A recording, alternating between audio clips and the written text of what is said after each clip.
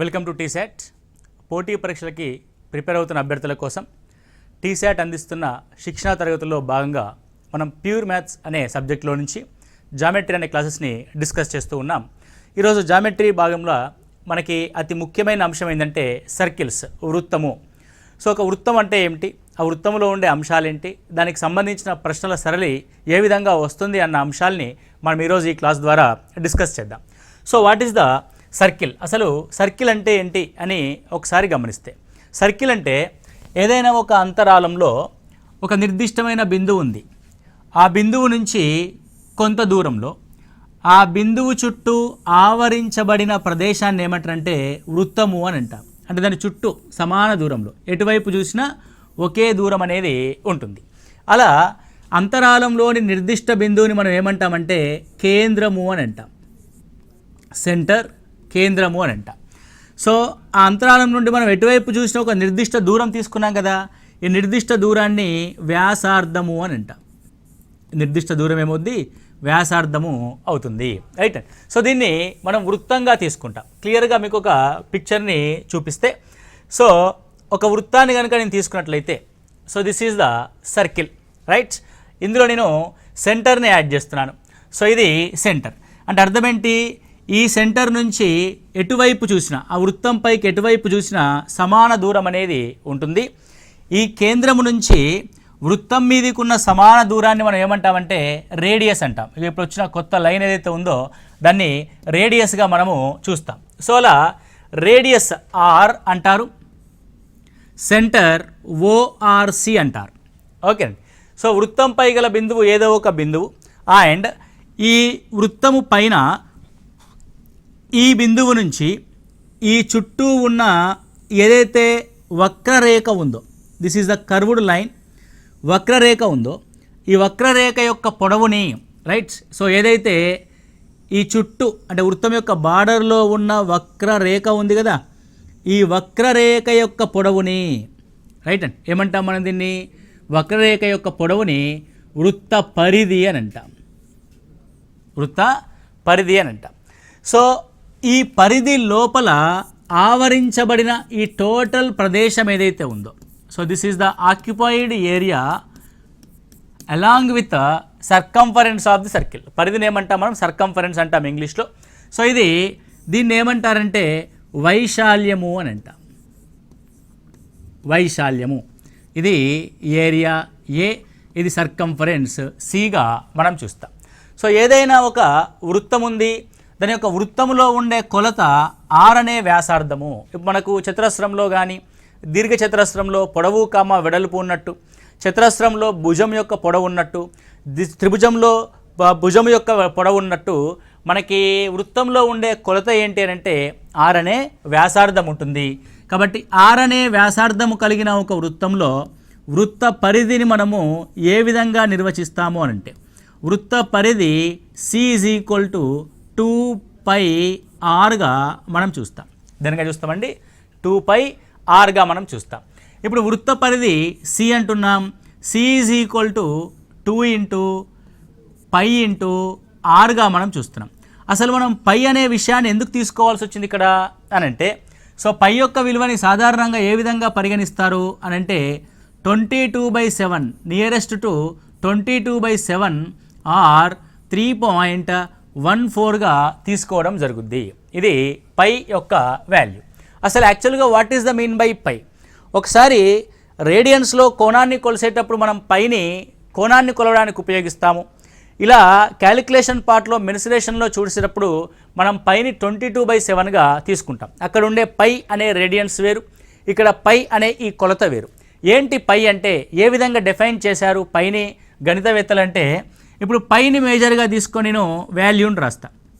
The pi is equal to C/2r, అంతేగాండి 2r అనేది లెఫ్ట్లోకి వచ్చింది. సో C/2r, C/2r అంటే అర్థమైంది, పై ఈజ్ ఈక్వల్ టు వృత్త పరిధి, సి అంటే వృత్త పరిధి, 2 × r అంటే, r అంటే మనం ఆల్రెడీ వ్యాసార్థం అన్నాం, వ్యాసములో అర్థము అని అర్థం. సో వ్యాసార్థం అంటే వ్యాసార్థానికి రెట్టింపు కాబట్టి ఇది వ్యాసంగా తీసుకుంటాం. ఇట్స్ ఏ డయామీటర్గా పేర్కొంటారు, వ్యాసము డయామీటర్. సో ఇప్పుడు పైని మనం ఏ విధంగా నిర్వచించవచ్చు అన్న అంశాన్ని కనుక గమనిస్తే, పై అనగా వృత్త పరిధికి మరియు వ్యాసానికి మధ్య గల నిష్పత్తి. సో నేను అడుగుతాడు what is the mean by pi. సింపుల్గా పై అనగా స్టేట్మెంట్ ఉంటుంది, పరిధికి మరియు వ్యాసార్థానికి గల నిష్పత్తి, వైశాల్యానికి వ్యాసార్థానికి గల నిష్పత్తి, పరిధికి వ్యాసానికి గల నిష్పత్తి, పరిధికి వ్యాసార్థానికి గల నిష్పత్తి అని స్టేట్మెంట్ రూపంలో క్వశ్చన్స్ రావడం జరుగుతుంది. మనం ఏమంటాము, పై అనగా పరిధి మరియు వ్యాసానికి గల నిష్పత్తి. అంటే దీని యొక్క అర్థం ఏంటి అన్న విషయాన్ని ఒకసారి గమనిస్తే, వ్యాసము అంటే ఇది పరిధి మరియు వ్యాసము అనేది నిష్పత్తి అంటున్నాం, కానీ నిష్పత్తి ఎప్పుడైనా స్థిరంగా ఉంటుంది. It's a constant. అంటే అర్థం, నువ్వు ఏ వ్యాసం తీసుకొని వృత్తాన్ని గీసినా పరిధి మరియు వ్యాసానికి మధ్య గల నిష్పత్తి స్థిరంగా వస్తుంది. నువ్వు పై ఈజ్ ఈక్వల్ టు 22/7గా లెక్కలోకి తీసుకున్నావు. అంటే దీని యొక్క అర్థమైంది, పై ఈజ్ ఈక్వల్ టు 22/7, రైట్. 22/7 అంటే 7 వ్యాసంతో ఒక వృత్తాన్ని కనుక గీస్తే, 7 సెంటీమీటర్ల వ్యాసంతో ఒక వృత్తాన్ని కనుక గీస్తే దాని యొక్క వృత్త పరిధి 22 సెంటీమీటర్లు ఉంటుంది అని అర్థం. అది సింపుల్. 7 సెంటీమీటర్ల వ్యాసంతో వృత్తాన్ని గీస్తే దాని పరిధి ఉంటుంది 22 సెంటీమీటర్లు ఉంటుంది. కావాలంటే మీరు 7 సెంటీమీటర్ల స్కేల్ తీసుకొని ఒక వృత్తాన్ని గీసి, ఈ వృత్తం పరిధి పైన ఒక తాడుని పెట్టి, ఆ తాడు యొక్క పొడవుని వృత్త పరిధి పైన పూర్తిగా నిర్మించి, ఆ తాడు యొక్క కొలతని స్కేల్ మీద కొలవండి, మీకు 22 సెంటీమీటర్లుగా వస్తుంది. అంటే పై వ్యాసము మరియు పరిధికి మధ్య ఈ విధంగా రేషియో లాగా చూస్తాం. ఫర్ ఎగ్జాంపుల్ వ్యాసం అంటున్నాం మనం. సో వ్యాసంలోంచి నేను వ్యాసార్థాన్ని రాస్తా, వ్యాసార్థము. వ్యాసార్థంలోంచి నేను పరిధిని రాస్తా, పరిధి, రైట్. సో 7 సెంటీమీటర్ల వ్యాసం ఉంటే వ్యాసార్థం ఎంత ఉంటుంది, 3.5 సెంటీమీటర్లు ఉంటుంది. పరిధి ఎంత ఉంటుంది, 22 సెంటీమీటర్లు ఉంటుంది. If I am double the diameter 14 అయితే వ్యాసార్థం ఎంత, 7. ఇవన్నీ డబుల్ అయ్యాయి కాబట్టి పరిధి కూడా 44 అవుతుంది. ఒకవేళ I triple this one 21 and triple అవుతుంది 10.5 అండ్ త్రిబుల్ అవుతుంది 66 సెంటీమీటర్లు. అంటే నువ్వు ఈ ఒక్క అంశాన్ని కనుక నువ్వు గుర్తుపెట్టుకోగలిగితే, ఓకే, 28, 14, 88. ఓకే, అంటే ఇప్పుడు ఇది ఎందుకు ఉపయోగపడుతుంది నీకు అని అంటే, క్వశ్చన్ ఈ విధంగా ఫ్రేమ్ అవుతుంది. ఒక 88 సెంటీమీటర్ల పొడవైన ఒక తీగని తీసుకున్నాం. 88 సెంటీమీటర్ల పొడవైన ఒక తీగని తీసుకున్నాం. ఆ తీగని వృత్తాకారంగా మలిచాము. అంటే 88 సెంటీమీటర్ల పొడవైన ఒక తీగ ఉంది. ఈ తీగని ఈ విధంగా మనము ఒక వృత్తంగా బెండ్ చేసాం. ఒక వృత్తంగా బెండ్ చేసినప్పుడు ఆ వృత్తంలో ఉండే వ్యాసార్థం ఎంత? సో 88 సెంటీమీటర్ల పరిధి కలిగిన వృత్తం యొక్క వ్యాసార్థం ఎంత అంటే 14 సెంటీమీటర్లుగా మనం డైరెక్ట్గా ఐడెంటిఫై చేయొచ్చు. లేదంటే ఆ తీగ యొక్క పొడవు పరిధి 2πr అని క్యాలిక్యులేట్ చేసి కూడా నువ్వు ఆర్ని కనుక్కోవచ్చు. ఇది వృత్తంలో ఉండే అతి ముఖ్యమైన అంశం, పరిధి మరియు వ్యాసంగా మనం చూస్తాం. సరే, మరి పరిధి అనేది 2πrగా డిఫైన్ చేసావు, మరి వైశాల్యాన్ని ఏ విధంగా రాస్తాము అని అంటే, సో వృత్త వైశాల్యం is equal to pi into r² మనం తీసుకుంటాం. కాబట్టి వృత్త వైశాల్యం యొక్క ఫార్ములా ఏంది, πr². ఈ రెండు అంశాలని బాగా గుర్తుపెట్టుకోండి. ఇంకా మనం ముందు వృత్తంలో ఉండే కాంపోనెంట్స్ని ఒకసారి మనం గమనిద్దాం. So let's take one circle. ఇది ఒక సర్కిల్. ఓకే, ఈ సర్కిల్లో నేను ఒక కేంద్రాన్ని గుర్తిస్తా, రైట్, అండ్ ఒక రేడియస్ని గుర్తించాను. ఇప్పుడు ఈ సర్కిల్ లోపల నేను ఒక లైన్ సెగ్మెంట్ని తీసుకుంటా, రైట్. సో ఇక్కడ ఒక లైన్ తీసుకోవడం జరిగింది. So now I'm taking one line, right. So ఇప్పుడు ఈ లైన్ ఏం చేసింది అని అంటే, ఫర్ ఎగ్జాంపుల్ ఇది ఏబి అనే ఒక లైన్ అనుకుందాం. ఏబి అనే ఒక లైన్ని మనం ఇక్కడ తీసుకోవడం జరిగింది. ఏబి అనే ఒక లైన్. ఏబి అనే లైన్ ఏం చేస్తుందంటే వృత్త పరిధి పైన 2 బిందువులని తాకుతుంది. వృత్త పరిధి పైన 2 బిందువుల్ని తాకుతుంది. వృత్త పరిధి పైన 2 బిందువుల్ని తాకుతూ వృత్తం లోపల గీసిన రేఖాఖండాన్ని ఏమంటారు అని అంటే దీన్ని జ్యా అని అంటారు. ఇంగ్లీష్లో అయితే కార్డ్ అంట. ఇది ఏబి జాగా పేర్కొనడం జరుగుతుంది. ఈ ఏబి జా వృత్తము లోపల ఉన్న రేఖాఖండం. ఏబి జా వలన ఏమైంది అని అంటే వృత్తం అనేది 2 భాగాలుగా విభజించబడింది. పైకి ఒక పార్టు, కింద ఒక పార్టు. సో కింద పార్ట్ ఇదొక వృత్తఖండము. ఓకే అండి. సో ఇదేంటిది? వృత్తఖండము. అంటే జా ఏం చేస్తుందంటే వృత్తాన్ని 2 భాగాలుగా విభజిస్తుంది, వృత్తఖండం. సో పైన ఒక వృత్తఖండము. సార్ 2 వృత్తఖండాలు ఉన్నాయి కదా మాస్టరు, మరి దీన్ని ఎట్లా కన్ఫ్యూజ్ అవుతాం కదా మరి అంటే, పెద్ద వృత్తఖండము మేజర్ సెగ్మెంట్ గురు వృత్తఖండం అంటాం, చిన్న వృత్తఖండము లఘు వృత్తఖండము అని అనడం జరుగుద్ది. ఓకే, లఘు వృత్తఖండము, గురు వృత్తఖండము. సో ఇక్కడ ఈ వృత్తంలో ఈ పార్ట్, ఫర్ ఎగ్జాంపుల్ మనం కేక్ తీసుకొచ్చాం, బర్త్డే కేక్ చాకు పెట్టి కోసాం, ఆ కోసిన పార్ట్ని ఏమంటారంటే సెగ్మెంట్ అని అంటాం, వృత్తఖండం అని అంటాం. సో ఇలా తీసుకున్న ఈ లైన్ని, వృత్తం పైన 2 బిందువుల్ని కలుపుతూ తీసుకున్న లైన్ని మనము జాన్ అన్నాం. ఇంకొక విషయం కూడా ఉంది సార్, మరి వృత్త పరిధి పైన ఉన్న ఈ వక్రరేఖని ఏమంటారు అని అన్నాడు అనుకోండి, ఏబి మధ్య ఉన్న వక్రరేఖ. సో దీన్ని వృత్త చాపము అని అంటాం, ఆర్క్ ఆఫ్ సర్కిల్, వృత్త చాపము. పైన కూడా ఏబిఏ ఉంది. ఇప్పుడు ఇటువైపు నుంచి స్టార్ట్ చేసి ఇలా వచ్చినా బీని కలుస్తుంది. పైనుంచి తీసుకొచ్చి ఇక్కడ నుంచి బి దాకా వచ్చినా మళ్ళీ అది ఏబి యొక్క చాపమే. 2 కూడా ఏబిగాని రిప్రజెంట్ చేస్తున్నాం. సో ఆ ఏబి చాపం ఒకటి చిన్నగా ఉంది, ఒకటి పెద్దగా ఉంది. కాబట్టి మళ్ళీ దీన్ని మైనర్ ఆర్క్ అంటాం, లఘు చాపము. సో దీన్ని గురు చాపము అని అంటాం. రైట్, ఇప్పుడు మీకు చాపము, జా, ఖండము అంటే తెలిసింది కదా. ఫస్ట్ థింగ్, జా అంటే వృత్తము లోపల వృత్త పరిధిని 2 బిందువుల్ని కలుపుతూ గీసిన రేఖాఖండాన్ని జా అంట. సో చాపం అంటే వృత్త పరిధి పైన 2 బిందువుల మధ్య ఉన్న వక్రరేఖ యొక్క పొడవుని చాపము అని అంటాం. వృత్తఖండము అనంటే చాపము మరియు జాల మధ్య ఆవరించబడిన ప్రదేశము. చాపము మరియు జాల మధ్య ఆవరించబడిన ప్రదేశాన్ని వృత్తఖండము అని అంటాం. రైట్. సో ఇవి ఈ టర్మినాలజీని మీరు యాజ్ ఇట్ ఈస్గా గుర్తుపెట్టుకోవడానికి ట్రై చేయండి. సో చాపం యొక్క పొడవుని లెంత్ ఎల్గా చూస్తారు. చాపం యొక్క పొడవుని ఏ విధంగా చూస్తాం మనం? లెంత్ ఎల్గా చూడడం జరుగుద్ది. సో ఇంకొక అంశం ఉంటుంది వృత్తంలో, అతి ముఖ్యమైన అంశం. మీరు ప్రతి టర్మినాలజీని చాలా జాగ్రత్తగా గుర్తుపెట్టుకోవాల్సిన అవసరం ఉంటుంది. So now I'm going to take another circle here. ఇంకొక సర్కిల్ని ఇక్కడ తీసుకున్నాను. దీనికి ఒక సెంటర్ని గుర్తించా, దీనికి ఒక రేడియస్ని కూడా గుర్తించా. రైట్. నౌ ఇప్పుడు నేను దీంట్లో ఒక చాపాన్ని కానీ ఒక జాని కానీ గుర్తించడానికి ప్రయత్నం చేస్తున్నాను. సో ఇది ఏబి అనే జా, లేదంటే ఏబి అనే చాపం. ఏబి అనే చాపం, ఇది కేంద్రము ఓ. సో ఇప్పుడు ఏబి అనే జా యొక్క చివరి బిందువుల నుంచి వృత్త కేంద్రాన్ని కలిపాను అనుకోండి. రైట్. సో ఇది రేడియస్ ఆర్ అవుతుంది, ఇది కూడా రేడియస్ ఆర్ఏ అవుతుంది. ఎందుకు ఆర్ అవుతుందండి? సో కేంద్రం నుంచి వృత్త పరిధిపై ఏ లైన్ గీసినా అది రేడియసే అవుతుంది. ఇది ఏబి జా అనేది ఒక త్రిభుజాన్ని ఏర్పాటు చేసినట్టుగా మనం చూస్తున్నాం.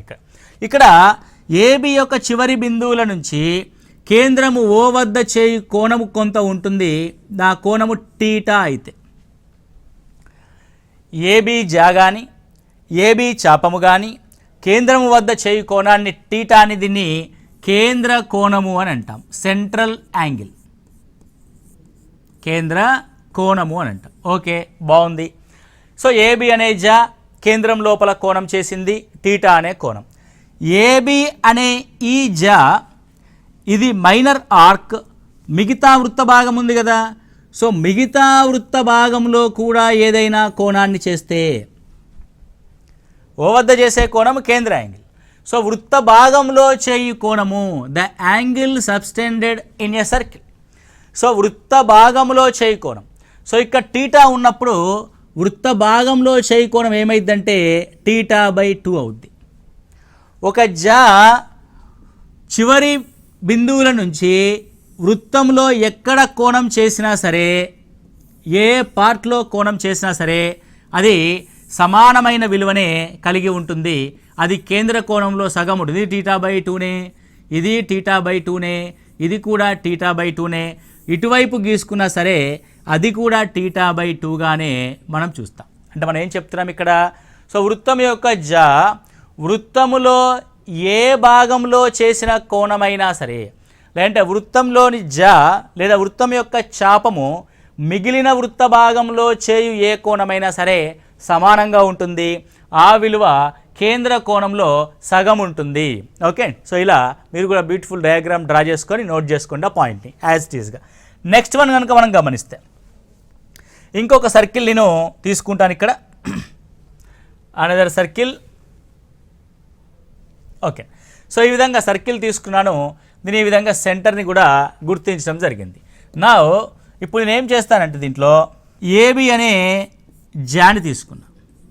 రైట్, ఏబి అనే వృత్త కేంద్రము నుంచి లంబ దూరము డి దూరంలో ఉంది.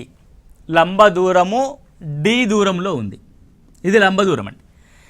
సో వృత్త కేంద్రం నుంచి ఏదైనా ఒక పైకి గీసిన లంబము ఆ జాని సమాన భాగాలుగా విభజిస్తుంది. Okay, the perpendicular line drawn from the centre of the circle to the card of the circle, the card will divide into the 2 equal parts. అది 2 ఈక్వల్ పార్ట్స్గా డివైడ్ అవుతుంది. ఇప్పుడు దీన్ని మనం చూద్దాం. ఫర్ ఎగ్జాంపుల్ దీని యొక్క లెంత్ ఏదో ఏ అనుకుంటే, ఇది సగమైంది a/2, ఇది సగమైంది a/2గా మనం చూస్తున్నాం. ఇప్పుడు ఇది రైట్ యాంగిల్ ట్రయాంగిల్ కదా. సో రైట్ యాంగిల్ ట్రయాంగిల్కి దీని ఒక రేడియస్ని తీసుకోవడం జరిగింది ఇక్కడికి. సో దీని రేడియస్ అంటాం మనం, ఆర్ అనే రేడియస్. ఇప్పుడు చూడండి, ఆర్, డి మరియు a/2లో ఒక లంబకోణ త్రిభుజాన్ని ఏర్పాటు చేసినాయి. So that's r² is equal to d² plus a²/4.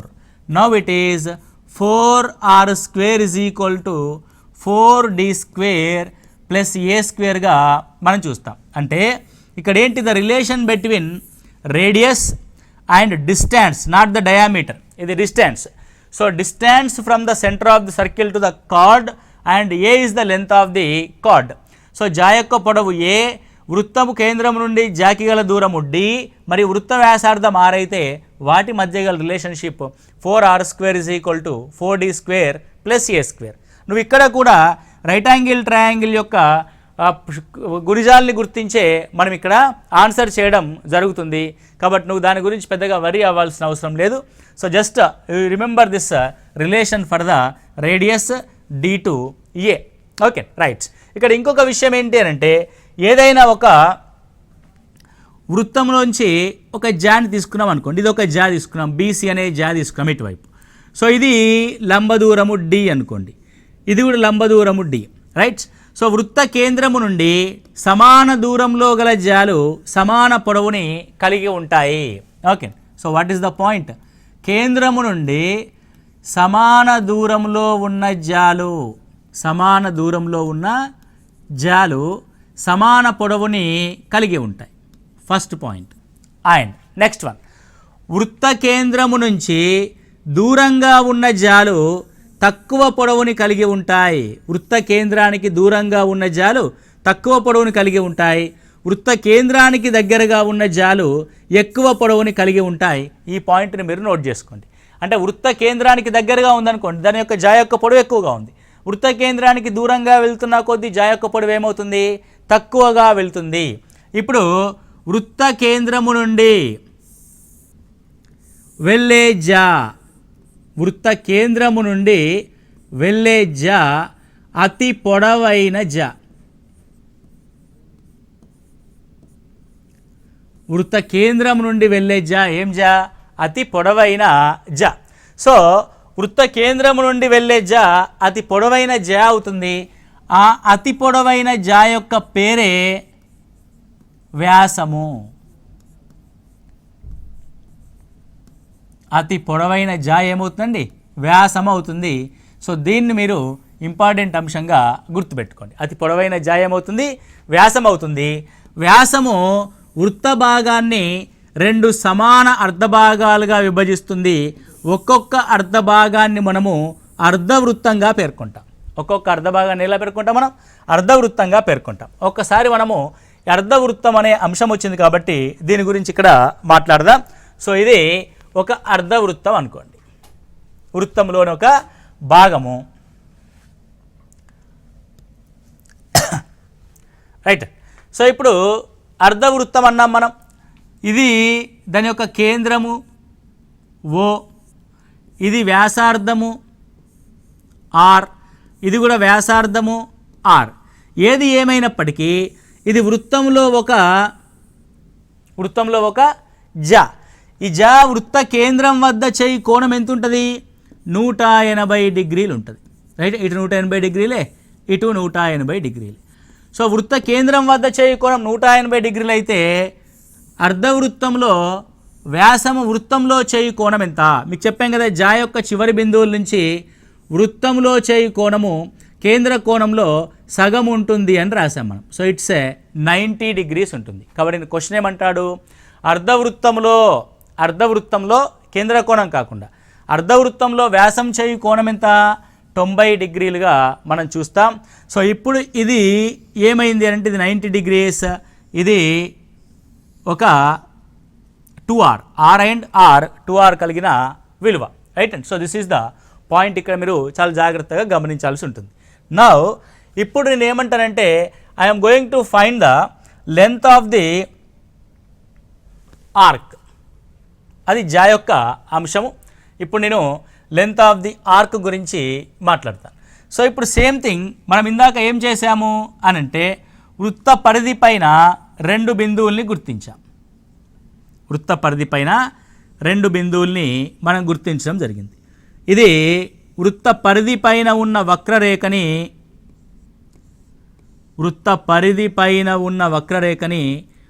Arc అంటాం.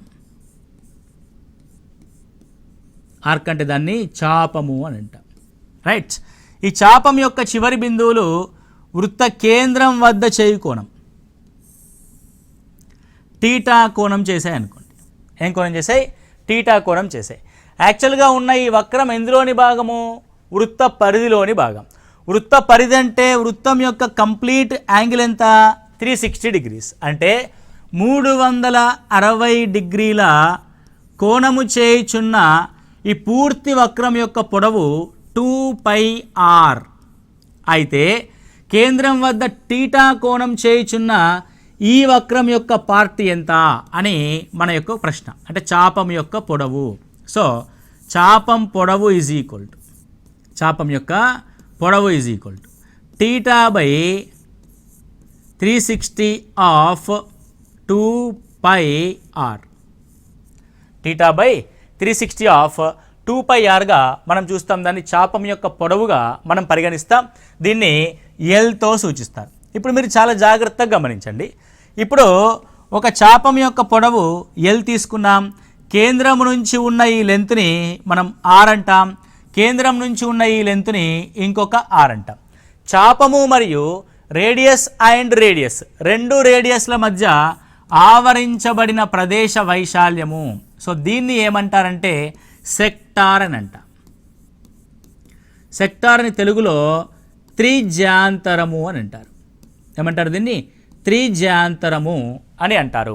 సో ఒక చాపముని 2 వ్యాసార్థాల మధ్య ఇమర్చబడిన ప్రదేశ వైశాల్యాన్ని ఏమంటారంటే త్రిజ్యాంతరం అని అంటాం. మామూలుగా ఇదంతా వృత్త వైశాల్యం. వృత్త వైశాల్యం అంటే కేంద్ర కోణం ఎంత? 360 డిగ్రీస్. అంటే 360 డిగ్రీల త్రిజ్యాంతరము లేదా వృత్తం యొక్క వైశాల్యము πr² అయితే టీటా యొక్క వైశాల్యం ఎంత? So it will be theta by 360 into πr². ఇది త్రిజ్యాంతరం యొక్క వైశాల్యానికి ఫార్ములా. అప్పుడప్పుడు మనకి ఎగ్జామినర్ ఏం చేస్తారంటే సెక్టార్ యొక్క లెంత్ ఇస్తాడు ఎల్, దాని యొక్క వ్యాసార్థము ఆర్ ఇస్తాడు. ఓకే. సో చాపం యొక్క పొడవు ఎల్ ఇచ్చి దాని యొక్క రేడియస్ వ్యాసార్థము ఆర్ ఇచ్చినప్పుడు ఆ సెక్టార్ యొక్క ఏరియా, ఆ త్రిజ్యాంతరం యొక్క వైశాల్యం ఏమవుతుంది అని అంటే half into l into r అవుతుంది. హాఫ్ ఇంటూ ఎల్ ఇంటూ ఆర్గా మనం చూస్తాం. ఇది సెక్టార్కి సంబంధించిన అంశం. ఓకే, క్లియర్ అండి, రైట్, అర్థమైంది కదా. సెక్టార్ యొక్క వైశాల్యాన్ని మనం ఏ విధంగా కనుక్కుంటాము అన్న అంశాన్ని మనం ఇక్కడ చూస్తున్నాం. అండ్ ఇంకేముంటాయి మనకు సర్కిల్లో అని కనుక గమనిస్తే, సో ఇది ఒక సర్కిల్ని మనం ఇక్కడ తీసుకోవడం జరిగింది. సో ఈ సర్కిల్లో మనము ఇప్పుడు ఏం చేద్దామంటే ఒక కేంద్రాన్ని మనం ఇక్కడ గుర్తిద్దాం. సో సెంటర్ని మనం ఇక్కడ గుర్తించాం. ఇప్పుడు ఇప్పటి వరకు మనము కేంద్రం లోపల ఉన్న అంశాలని మాత్రమే గమనించడం జరిగింది. ఇప్పుడు వృత్తానికి బయట ఉండే అంశాల్ని మనం ఇక్కడ చూద్దాం. సో ఏదైనా ఒక వృత్తం యొక్క బాహ్య బిందువు నుంచి గనక వృత్తాన్ని తాకుతూ ఒక రేఖని కానీ సరళ రేఖని కనుక గీస్తే, ఏదైనా ఒక బాహ్య బిందువు నుంచి వృత్తాన్ని తాకుతూ ఒక రేఖని గీసాం. Okay, right. సో నెక్స్ట్ అదేవిధంగా ఇంకొక రేఖని కూడా నేను గీయడం జరుగుద్ది. ఇదే బాహ్య బిందువు నుంచి ఇంకొక రేఖని కూడా గీయడం జరిగింది, రైట్. సో ఇప్పుడు ఏ బిందువు అనంటే పి అనే బాహ్య బిందువు నుంచి కేంద్రము ఓ నుంచి కొంత దూరంలో గల పి అనే బాహ్య బిందువు నుంచి వృత్తాన్ని ఒక బిందువు వద్ద తాకుతూ, ఎక్కడ తాకింది? ఒక బిందువు వద్ద తాకుతూ దాన్ని స్పర్శిస్తూ అని అంటాం. అలా తాకుతూ గీసిన రేఖను ఏమంటారంటే స్పర్శ రేఖ అని అనడం జరుగుతుంది. ఏమంటారు దాన్ని? స్పర్శ రేఖ అని అంటాం. ఈ గీయబడిన స్పర్శరేఖ వృత్తాన్ని ఏ బిందువు వద్ద తాకుతుందో దాన్ని స్పర్శ బిందువు అని అనడం జరుగుద్ది. ఏం బిందువు అంటాం? దాన్ని స్పర్శ బిందువు అని అంటాం, రైట్. ఇప్పుడు పి అనే పాయింట్ నుంచి ఓ నుండి కొంత దూరం ఉంది. ఊ నుండి ఉన్న కొంత దూరాన్ని డి అని అంటాం. ఓ నుండి స్పర్శ బిందువు ఏదైతే ఉందో ఆ బిందువు గల దూరం మనకి రేడియస్ ఆర్ అవుతుంది. ఇక్కడ ఒక రిలేషన్షిప్ని మనం ఎస్టాబ్లిష్ చేయడానికి ప్రయత్నం చేస్తే ఓ అనే కేంద్రం నుంచి స్పర్శ బిందువు, పాయింట్ ఆఫ్ కాంటాక్ట్ అంటాం ఇంగ్లీష్లో. సో ఈ స్పర్శ బిందువుని రేడియస్ ఖండించినప్పుడు ఆ స్పర్శ బిందువు వద్ద మనకు ఒక లంబ కోణం అనేది ఏర్పడుతుంది. ఏర్పడుతుంది? అది లంబ కోణం అనేది ఏర్పడుతుంది. పి అనే బిందువు నుంచి స్పర్శ బిందువు వరకు ఉన్న స్పర్శ రేఖ యొక్క పొడవు ఎల్. స్పర్శ బిందువు నుంచి కేంద్రానికి గల దూరము ఆర్. స్పర్శ బిందువు నుంచి బాహ్య బిందువు గల దూరము డి. ఈ డిఎల్ మరియు ఆర్లు ఒక లంబకోణ త్రిభుజాన్ని ఏర్పాటు చేశాయి. ఈ లంబకోణ త్రిభుజంలో లంబకోణానికి ఎదురుగా ఉన్న పొడవుని మనము హైపోటెన్స్, కర్ణం అంటాం. The relation between d and l and r, the d square is equal to l square plus are square. కాబట్టి అంటే ఏమని అడుగుతాను నిన్ను క్వశ్చను అంటే ద రిలేషన్ బిట్వీన్ వృత్త కేంద్రం నుంచి బాహ్య బిందువు గల దూరము అండ్ స్పర్శరేఖ యొక్క పొడవు మరియు వ్యాసార్థానికి మధ్య గల రిలేషన్ అడుగుతాడు. D square is equal to అది L square plus are square అవుతుంది. Okay, right. ఇక్కడ ఇంకొక విషయాన్ని కూడా మనం ఇక్కడ చూస్తే, సో పై వైపు మనం గీసాం. ఇది పీక్యూ అనే స్పర్శ బిందువు అనుకోండి, ఇది పీటీ అనే స్పర్శ బిందువు, టీ అనే స్పర్శ బిందువు అనుకోండి. సో పీక్యూకి మనము స్పర్శరేఖ ఎలాగైతే గీసామో పీటీకి కూడా స్పర్శరేఖను గీసాం. అదేవిధంగా ఆర్ అనే రేడియస్ కూడా ఉంది, సేమ్ 90 degrees ఉంది. యూ జస్ట్ అబ్జర్వ్, ఈ కొలత రెండిటికి సేమ్, రేడియస్ కూడా రెండిటికి సేమ్, అదే లంబకోణం ఉంది కాబట్టి ద పీటీ కొలత కూడా సేమ్ అవుతుంది. కాబట్టి దీన్ని కూడా ఎల్గానే పరిగణిస్తాం. అంటే ఏం చెప్పొచ్చు మనము? వృత్తము నుండి కేంద్రము నుండి కొంత దూరంలో పి నుండి వృత్తానికి గీసిన రెండు స్పర్శరేఖల పొడవులు, గరిష్టంగా మనం రెండే గీయచ్చు, రెండు కంటే ఎక్కువ గీయలే. గరిష్టంగా గీసిన రెండు స్పర్శరేఖల యొక్క పొడవులు సమానంగా ఉంటాయి. That is PQ is equal to పీటీగా మనం చూస్తాం. PQ is equal to PT. So దీంట్లోంచి మనము ఎల్ అనే లెంత్ ఆఫ్ ది టాంజెంట్ కూడా మనం ఇక్కడ కనుక్కోవచ్చు. That L square is equal to D square minus R స్క్వేర్గా రాస్తాం. That L is equal to under root of D square minus R స్క్వేర్గా మనం ఇక్కడ చూడడం జరుగుద్ది. సో ఇది స్పర్శరేఖకు సంబంధించిన అంశం. ఇంకొక పాయింట్ ఇక్కడ మనం చర్చించుకున్నట్లయితే, సో పి అనే బిందువు నుంచి ఓ అనే బిందువుకి మధ్యలో దూరము డి ఉంది. ఓ నుంచి క్యూ అనే స్పర్శ బిందువు, ఓ క్యూ రేడియస్, ఓఆర్ కూడా రేడియస్. ఇప్పుడు క్యూఓటి మధ్యలో కొంత కోణం ఉందనుకోండి, అండ్ పి మధ్యలో అంటే రెండు స్పర్శ రేఖల మధ్య కూడా ఒక కోణం ఉంటే, ఈ కోణాన్ని ఆ దూరం ఏం చేస్తుందంటే సమానమైన విలువలుగా డివైడ్ చేస్తుంది. ఈ పాయింట్ కూడా మీరు నోట్ చేసుకోండి. ఈజీగా ఈ బొమ్మను డ్రా చేసుకొని ఒకసారి మీరు పరిశీలించినట్లయితే ఈ మొత్తం ఇన్ఫర్మేషన్ అంతా మనకి బ్రెయిన్లో క్లియర్గా ఉంటుంది. దీనికి సంబంధించిన ఇంకొన్ని అంశాలని నెక్స్ట్ క్లాస్లో మనం చర్చిద్దాం.